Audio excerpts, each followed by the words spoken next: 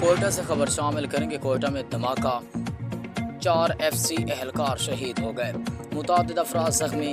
Deputy executive editor Pakistan فضل الرحمان کی report کے مطابق کوئٹہ کے علاقے مارگیٹ میں فورسز کے بم ڈسپوزل اسکواڈ کے قریب دھماکے میں 4 FCC اہلکار شہید اور 3 زخمی ہو گئے۔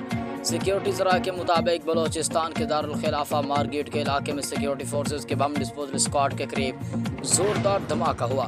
واقعے میں کم از کم 4 FCC اہلکار شہید اور 3 زخمی ہو گئے۔ رپورٹ کے مطابق دھماکے کے بعد فورسز نے کسی بھی بھاری نفری اور سیکیورٹی ٹیمیں علاقے میں پہنچ گئیں۔ شہید اہلکاروں کی لاش اور زخمیوں کو اسپتال منتقل کر دیا گیا۔ سیکیورٹی ذرائع کے مطابق شہید ہونے والوں میں صوبہ دار شہزاد امین، نائب صوبہ دار عباس، سپاہی خلیل اور سپاہی زاہد شامل ہیں، جبکہ زخمیوں کی شناخت لانس نائک ظفر، لانس نائک فاروق اور سپاہی خرم سلیم کے ناموں سے ہوئی۔ ذرائع کا کہنا ہے کہ فورسز کی بھاری نفری نے علاقے کو گھیرے میں لے لیا۔ تحقیقات اور ملزمان کی تلاش شروع کر دی گئی ہے۔